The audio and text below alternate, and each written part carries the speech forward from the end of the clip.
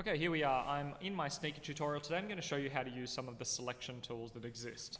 Now, selection tools are simply selecting part of an image or parts of an image so that you can either move them around, delete them, change their colors, all of those sorts of things.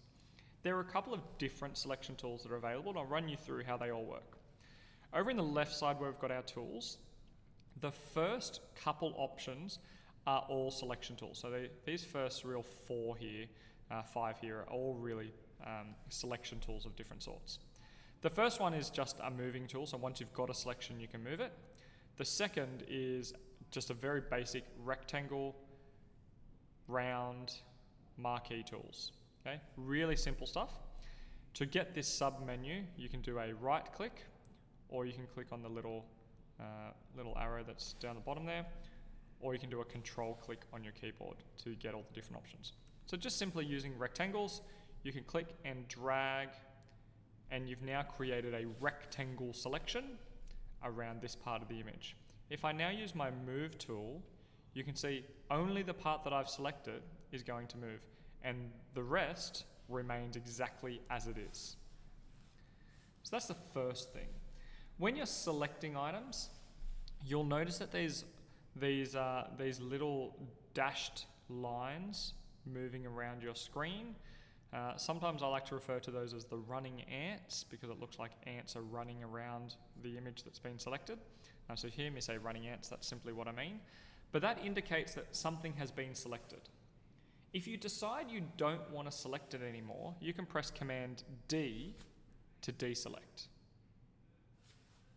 Okay? So Command D will deselect.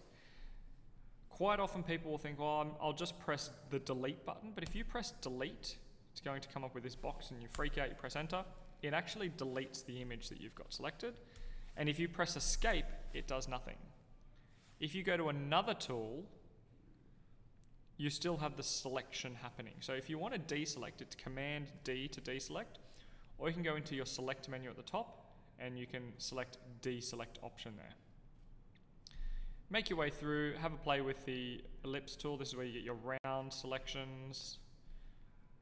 Okay, you see how that works, nice and easy.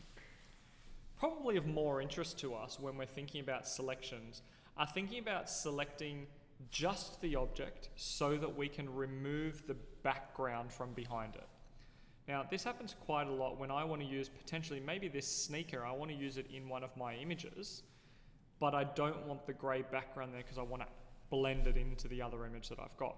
So to do that, there are a couple of different tools, but probably the easiest one to use is the object selection tool, which is available just here. It is one really new feature that's come into Adobe recently. It never existed around 5 years ago. Basically, it is a smart selection tool where you click and drag a rectangle around your object, and it will then look at all of the pixels on the screen and say, okay, we think this is the main object.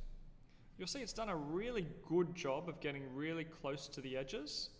If I move it around, you'll see. But you can also see down here it's left some bits and pieces. Now, the way that it works is based on the pixels and how the colors are different from the foreground and the background. And so in areas where there's a little bit of blur or a little bit of shadow, it quite often doesn't do a very good job. So Command D to deselect. I'm going to use the object selection tool one more time, but instead of drawing a rectangle, this time I'm going to go up to the top here and select the select subject option. Now this one takes a little bit longer to do, so give it a chance to load, but it actually does a much better job at selecting the image and really making sure it picks the main subject or the main object out of the image and deletes or doesn't select the background. Now if I want to delete the background from this image and I just press the delete button, you'll see that it's actually deleted my object, not the background. So what I need to do is I need to change the selection to everything except for what I've got. We call that inverting the selection. You can do this by going to the select menu and pressing inverse, or on your keyboard, Command I will select the inverse. Command Shift I, sorry. And then press the delete button, OK, and the background is now gone from this image. Now, while the background has gone, it's actually then just replaced it with a white background, which again is not going to work for the purposes of what I want to use this sneaker for. So I'll show you the next trick. The next trick is associated with layers. If you go down to our layer panel down the bottom here, okay, I'm just going to close this tab group. Close this tab group so we can see a little bit better. Got layers here, background. Background has a little padlock. Whenever you see the padlock, that actually is locking the layer and stopping some of the parts of it from being removed. By just clicking on the padlock once, padlock goes. If I now press the delete key, you'll see my sneaker is still selected from before. I now get this checkerboard background. That is now indicating to me that the background of this image is transparent. So there's no color there. Command D to deselect. I've now got a sneaker that has been selected. Now, if you want to prove that the background is not there, let's just draw a rectangle in. My rectangle filled with grey, but if yours didn't, you can select this button here, pick any color that you've got available. Drag my layer behind the sneaker, and you'll see that it fits perfectly, okay, because there's no background to the sneaker.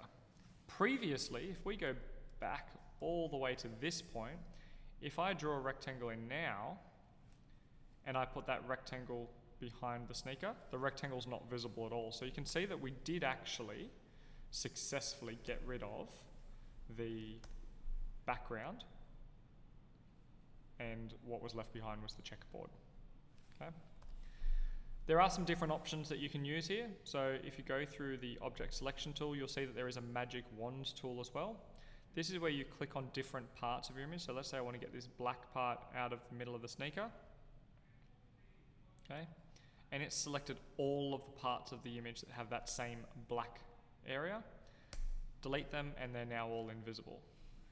Now, the way that it's done that is using the magic tool of similar pixels. So anything that has that same pixel color has been selected here in this image. If I select the orange part at the front of the shoe, you'll see it's a little bit different in what it selects because there are different versions of orange visible in here. Okay? So there's a whole heap of different features that are available. Okay? Have a play around. You'll see now when I've selected black, it's only selected one part, and that's because I've selected this contiguous part. Contiguous means it's only going to select the one set of pixels that are directly connected instead of selecting all of them. Okay. So you can have a play around with contiguous, play around with the magic wand. The other option you've got available is the quick selection tool. Quick selection tool enables you to start in an area and drag along all of the areas that you want to get selected, and it will use smart features to work out which part of the image you wanted to actually select. So there's some really basic uses for selection tools.